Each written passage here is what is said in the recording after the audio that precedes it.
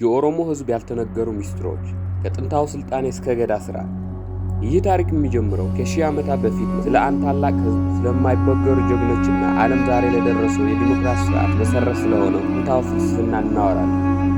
ብዙዎችን ስለ ኦሮሞ ሕዝብ ታውቃላችሁ ብላችሁ ታስቡ ይሆናል። ነገር ግን የታሪክ ተመራማሪዎች ያስደመሙ የምስራቅ አፍሪካውያን ግዙፎችና ድብቅ ታሪኮች ምንድን ናቸው? የገዳ ስርዓት እንዴት ለአሜሪካና ለአውሮፓ የዲሞክራሲ መዋቅር ቀዳሚ ሊሆን ቻለ? በዚህ የተወሰነ ደቂቃ ውስጥ በታሪክ መዛግብት ተቀብረው የቆዩትን እውነታዎች አንድ በአንድ እናያለን። ከመጨረሻው አብራችሁ ቆዩ። ምክንያቱም መጨረሻ ላይ የምንነግራችሁ ሚስጥር ለኦሮሞ ሕዝብ ያለውን እይታ ሙሉ በሙሉ ይቀይረዋል። የዘር ግንድና የጥንታዊነት ሚስጥር። ኦሮሞ ማን ነው? ከየትስ መጣ? የታሪክ ምሁራን ኦሮሞ the heart of the ኩሽ ወይም የኩሽ ህዝቦች ልብ ይሉታል። ብዙዎችን ኦሮሞ ከቅርብ ጊዜ ታሪክ ጋር ብቻ ያያይዙታል። እውነታው ግን ከዚህ ይለያል። የኩሽ ስልጣኔ። ኦሮሞ ከጥንታዊ የኑቢያና የኩሽ ስልጣኔ ጋር ያለው ትስስር። የመጀመሪያው አሰፋፈር። ስለ መዳ መላቦና ባሌ ተራሮች የሚነገሩ ትርክቶች።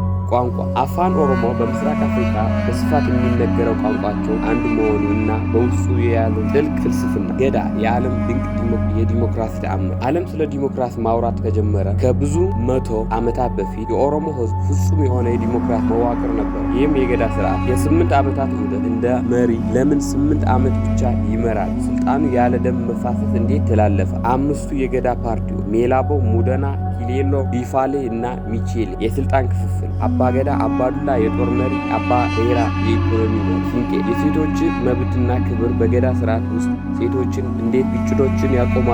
ይህ ክፍል ለተመልካች በጣም ማራኪ ነው። የጀግንነትና የፈረሶች ታሪክ። ኦሮሞና ፈረስ የማይነጣጠሉ ናቸው። ፈረስ ለኦሮሞ የትራንስፖርት መሳሪያ ብቻ አይደለም፣ የክብር፣ የጀግንነት፣ የማንነት መገለጫ ነው። የኦሮሞ ፈረሰኞች ሚና በታሪክ ውስጥ በተደረጉ ትልቅ ጦርነቶች፣ ለምሳሌ የአድዋ ጦርነት፣ የኦሮሞ ፈረሰኞች የነበራቸው የማይተካ ሚና።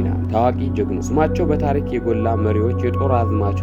አጭር ታሪክ። የፈረስ ቁልሎች። አንድ ጀግና በፈረሱ ስም ለምን ይጠራል? ስለ ኦሮሞ ባህል ስናወራ ኢሬቻ ሳንጠቅስ አናልፍ። ኢሬቻ የሃይማኖት በዓል ብቻ ሳይሆን የተፈጥሮና የሰው ልጅ ግንኙነት የሚታደስበት ነው።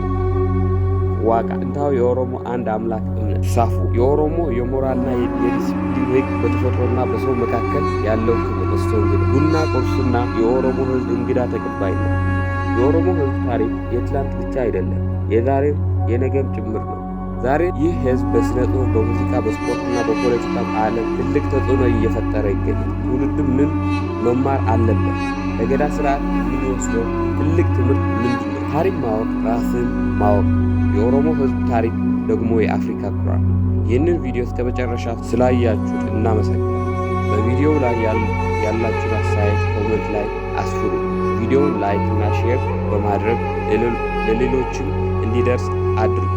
በቀጣይ የትኛውም የታሪክ ክፍል እንድንዳስስ ትፈልጋላችሁ? ሰብስክራይብ ማድረግ እንዳትረሱ። ሰላም።